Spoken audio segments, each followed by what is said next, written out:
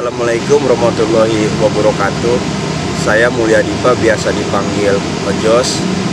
Nah, saya di sini di Taman Curhat ini di Desa Cibodas, Kecamatan Rumpin. Saya akan menjelaskan di balik penamaan ruas jalan utama yang ada di Kecamatan Rumpin. Tahun 2016 yang lalu, saya ingin melihat langsung atau keingintahuan tentang sosok Prada Samlawi. Nah, karena saya lahir di Rumpin, besar di Rumpin, saya cuma tahu dulu ruas jalan Prada Samlawi yang ada di ruas jalan Kecamatan Rumpin. Nah, keingintahuan itulah membuat saya tertarik gitu. Siapa sih sosok Prada Samlawi? Nah, disitulah saya mulai mencari informasi, keterangan-keterangan dari keluarga ataupun dari mantan-mantan pejuang yang ada di Kecamatan Rumpin. Tahun 2016 pertengahan waktu itu saya ketemulah dengan keluarga Prada Samlawi, yaitu Mbak Iya, tapi sekarang sudah almarhum. Nah, Mbak Iya menceritakan apa yang dialami oleh kakaknya itu bernama Prada Samlawi.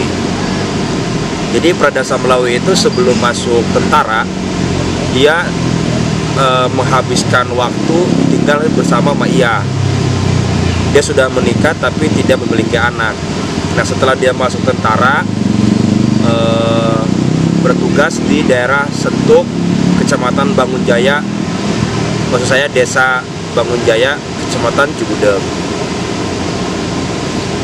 Nah, sosok Prada Samlawi ini selain taat kepada pimpinan, dia juga taat terhadap perintah agama, yaitu melakukan sholat ataupun silaturahmi dan mengaji. Setelah saya ngobrol-ngobrol dengan keluarga Prada Samlawi, yaitu Mbak Iya, mencari jejak-jejak Prada Samlawi hingga ke makam Dredet, makam Pondok Ranjang, dan museum di Bogor. Saat itu tahun 2018 awal saya berhenti karena terputusnya informasi keterangan-keterangan yang didapat. Namun 2018 akhir saya penasaran lagi, mencari lagi jejak-jejak itu. Saya samperin untuk keluarganya Prada Samlawi, yaitu Pak Ilyas. Nah, Pak Ilyas lah mulai membuka, katanya sosok Prada Samlawi ini temennya masih ada, yaitu di Cijambe. Nah, akhirnya saya ke Cijambe.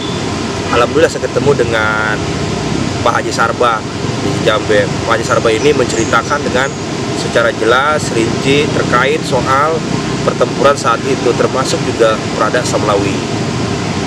Nah, disitulah Haji Sarba menjelaskan bahwa Prada Samlawi ini berada di seksi 3 pasukan Siliwangi yang bermarkas di Lewiliang. Waktu itu batalionnya pimpinan Kiai Haji Soleh Iskandar. Nah, cuman Haji Sarba di seksi 1. Akhirnya Pak Haji Sarba menjelaskan bahwa gugurnya Prada Samlawi itu di Kampung Sentuk.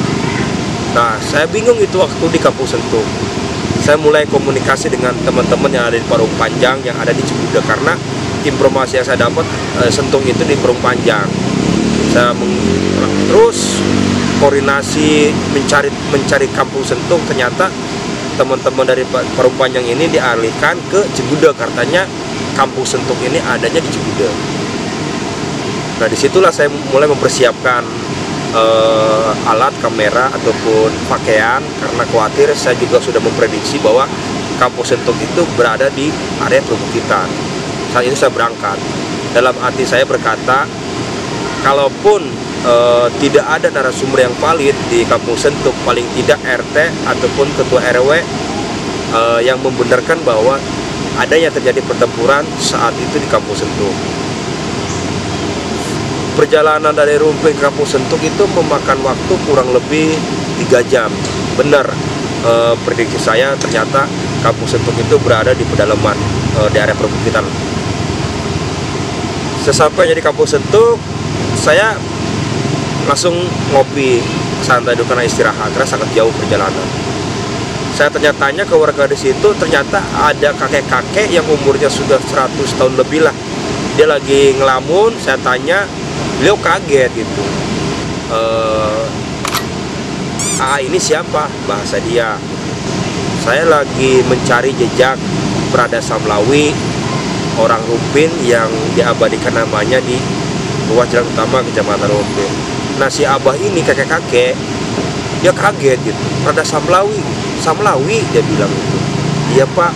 Nah, disitulah dia menceritakan tentang perjalanan Prada Samlawi saat itu. Nah, saya sampai merinding. Ternyata memang sudah jalannya saya ketemu dengan teman Prada Samlawi saat itu. Nah, saat itu saya ngobrol mendalami riwayat perjalanan Prada Samlawi selama di Sentul. Nah, ternyata Prada Samlawi ini selama bertugas di Sentul, beliau ini dekat dengan masyarakat, berbaur. Waktu sholat dia ikut berjamaah. Waktu ada acara kampung di situ dia ikut. Intinya dia berbaur dengan masyarakat. Nah, namun kedekatan Prada Samlawi dengan warga sekitar itu diketahuilah oleh sekelompok gerombol yang pro Belanda waktu itu. Nah, akhirnya dicarilah Prada Samlawi itu.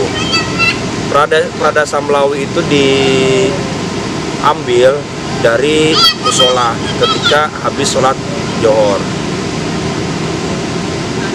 Nah, habis sholat Johor, Prada Samlawi itu diseret dari musola oleh segerombolan. Setelah diseret, terus diikat. Setelah diikat, baru dibakar pakai minyak. Nah, setelah dibakar, dia itu masih hidup, cuman kondisi tubuhnya itu sudah hitam dan sudah bau bau kayak seperti bau gosong. Itu keterangan didapat dari Abah Ugan, si kakek ini. Setelah dibakar, Prada Samlawi ini dibawa ke tengah kali Sentul. Nah, di tengah kali itulah dibarengi dengan Abah Ugan yang kakek itu. Nah, Prada Samlawi situlah dihujani peluru hingga wafat di situ. Nah, warga sekitar tidak berani mengangkat Prada Samlawi saat itu. Nah, warga sekitar Kampung Sentul melaporkan ke pimpinan Prada Samlawi bahwa Prada Samlawi itu gugur ditembakin oleh gerombolan. Setelah diangkat, jenazahnya dimandiin, terus disolatin.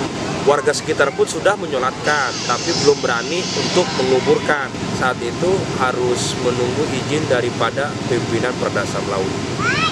Habis maghrib, itu pimpinan Prada Samlawi datang, diantaranya Sersan Sairin, Sersan Ismat. Dengan hasil musyawarah para pimpinan, akhirnya Prada Samlawi dimakamkan di daerah Sentul.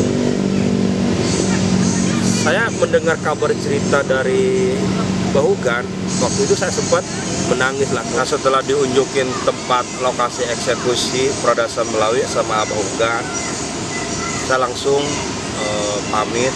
Waktu itu maghrib, karena Abah Ugan berpesan kalau mau pulang di sini sekarang aja, jangan sampai kemalaman, karena khawatir di jalan itu takut kenapa-napa. Karena lokasi Kampung Sentul ini yang tadi saya dari awal sebutkan bahwa area perbukitan.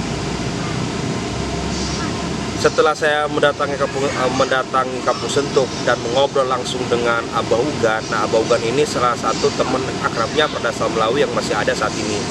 Nah, saya sampaikanlah ke keluarga Prada Samlawi, yaitu Pak Ilyas di Kampung Gardu, Desa Kampung Sawah, Kecamatan Rumpin. Nah, Pak Ilyas langsung menangis. Ternyata begitu saya jelaskan riwayat perjalanan Prada Samlawi. Dari mulai itulah saya mulai menekuni menulis. Saya pulang kerja malam, saya sampai pagi menulis, dan alhamdulillah respon dari masyarakat Rumpin, khususnya Muspika, Pak Camat, Pak Kapolsek hingga Pak Danramil sangat merespon. Dan ahli waris dari keluarga Pak Sairin, Prada Samlawi, dan keluarga-keluarga besar lainnya, pejuang di Kecamatan Rumpin sangat mendukung dan merespon. Nah, setelah itu karena data kurang, saya datang lagi ke Museum Bogor. Nah, di situ ketemu saya dengan Bang Ben. Nah, Bang Ben juga sangat mendukung dan merespon. Saya diskusi banyak dengan Bang Ben. Nah, setelah saya diskusi dengan